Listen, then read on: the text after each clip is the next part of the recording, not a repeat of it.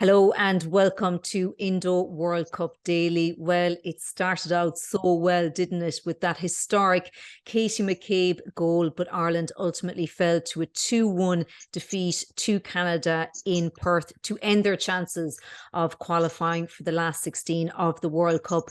Our man in Perth, Dave Kelly, is still at the stadium. Dave, just heartbreaking scenes at the end of the game there earlier, your time there tonight.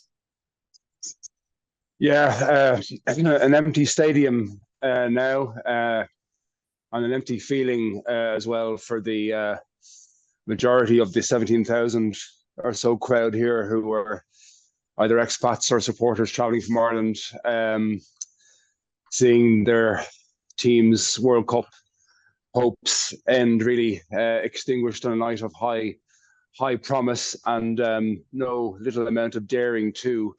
Having been coursed by that astonishing early goal when Katie McCabe entered her name in Irish sporting folklore. Really, there will never be another first goal scorer at a Women's World Cup. But as I asked her later, would she swap it for a point? She said she would, because that would have at least kept her hopes alive of progressing ahead of the game against Nigeria on Monday, but defeat means the end. And she also had late anguish. She had a chance late on, about 11 minutes to go. And I don't know if we're allowed to swear on this, but she did. We were watching it. We were talking to her in the mix zone, and she was looking at the chance and just stopped speaking and just went, sake, as Gillis, that redoubtable defender, who was a bit of an annoyance on the night, got her outstretched leg to the shot just as it left Katie McCabe's boot. And that really was the last chance. She had a shot that flayed over later on, but Ireland were sagging and tired and running out of energy and ideas at that stage, even though they were still brave in the attempt. But bravery doesn't really cut it at this level. You need a bit of quality and a bit of assurance, and Ireland didn't have enough of it from enough players. Katie McCabe carried them for long periods tonight. So yeah, there's a sense of desolation amongst the team. They were heartbroken. They trudged through the mix zone as they are ordered to do by FIFA. And yeah, heads are hanging heavy and hearts are weak. But they still have a chance to win a first ever World Cup game on Monday, so they will try and finish on that high. But yeah, listen, it's a familiar story of a lack of clinical edge in front of goal, and also defensive errors. And that has been this Irish team story really over the last 4 years. A lot of the time they can escape and thrive or survive, but they weren't able to survive this time, not against two teams of slightly superior standard, even if they didn't show that. But Ireland just found to their cost that mistakes are costly at this level, at both ends of the pitch. Yeah, and Canada, of course, just obviously the own goal just before halftime, and they came out just a completely different team in the second half. And I saw Ruisha Littlejohn say to RTE as well that just not capitalizing on that dominant time that they had in the first half, before the OG. Yeah, I mean, and Katie McCabe said that as well, and that is the mood that to their credit, their approach and their intention. We spoke about attacking intention and bravery and courage, and they did show that. And no more so than after the goal, ironically, because you would think that they scored so early that it would be tempting to sit back and retreat. But again, identifying, as I said last night, identifying much earlier than they did against Australia. This Canada team were really struggling. They weren't getting any passing patterns together at all. And Ireland were able to be on the front foot. And, just behind me there, they were playing from right to left. They were able to advance and play a bit higher and get closer together. Cara Carusa probably had her best effort in brilliant. green. Yeah, she was brilliant. In terms of being a hold-up player. So, yeah, and that got everyone involved in the game. And the change to Heather Payne's hamstring didn't cost Ireland dearly in terms of that attacking threat, because Anya Gorman created that position for the first corner herself, and Lucy Quinn, who was the one change to the starting lineup, that created that position for that early corner. So the intent was there, but in terms of just that clinical edge, they created more chances, and they had more on target, but they didn't score that second goal, which it would have guaranteed them a point, I think. But at 1-0, you're always struggling, and then they just switch off for one moment.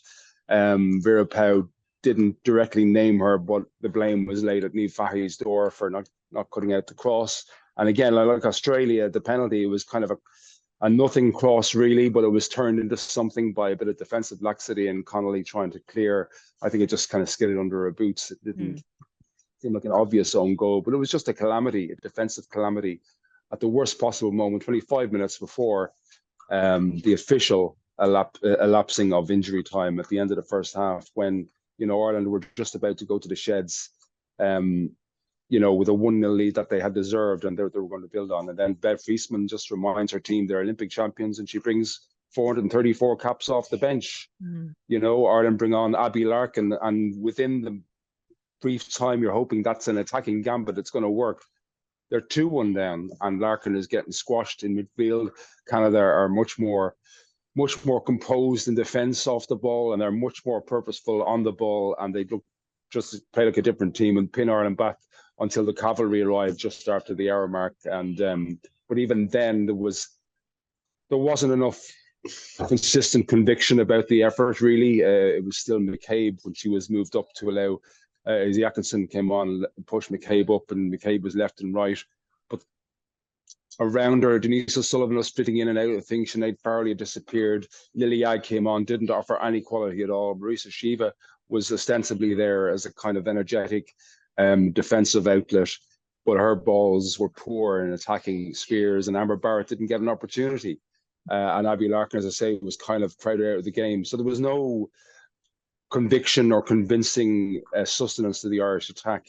As brave as it may have looked, and as resourceful as they were, and all those words, we know all that kind of stuff. But in terms of the actual quality of it, it just was lacking, and they regretted, as I say, the chances they missed in the first half, and they will regret Australia as well. So that's lots actually, of regrets. Yeah, I was going to say that about, we know about the lack of clinical edge in finishing, but even that first half performance almost doubles down on the regrets that are there from that Australia game.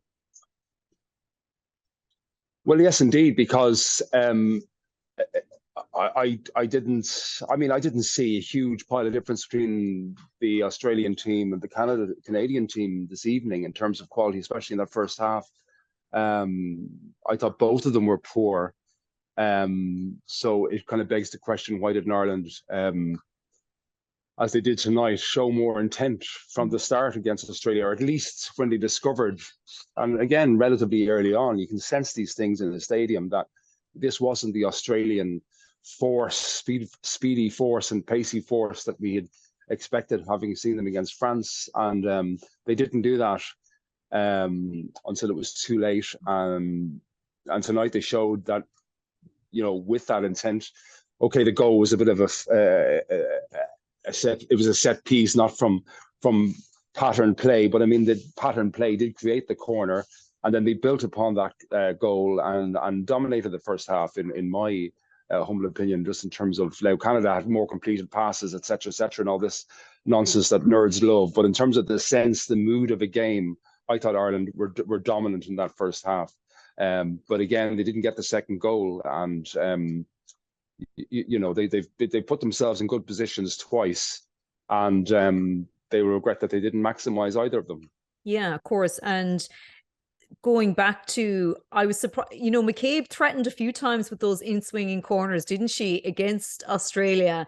And, Bev Priestman kind of talked yesterday about, the work she's done on the Ireland game, but it still seemed like they didn't see that coming. I mean, it was a fantastic in-swinging corner after 3 minutes. And that was the thing. It gave so much hope. And as you say, what Ireland didn't do was go into their box. They kept that intent going, but it was an amazing goal from McCabe. It was wonderful. I mean, you don't like to script sort of a goal off someone's backside to be the first historic goal. I mean, that is iconic now, for forevermore. And it was extraordinary. I mean, I think she had a corner. She had one that bookended the first half, but there was a corner shortly after, and the goalkeeper had the same starting position, which kind of astonished me.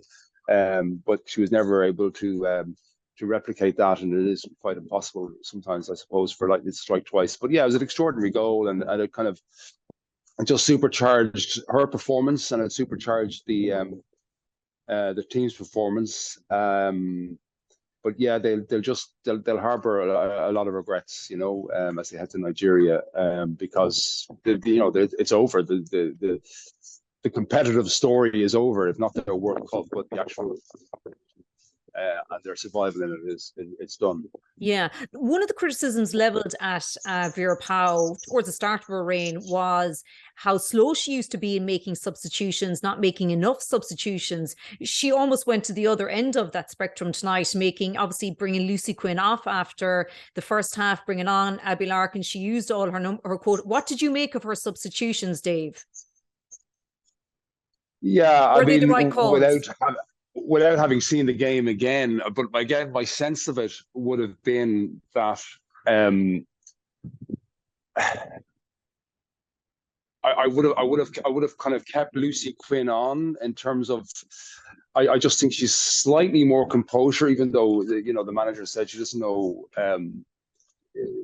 what you're going to get from her. But I just think there's a bit more composure there. But obviously she was worried about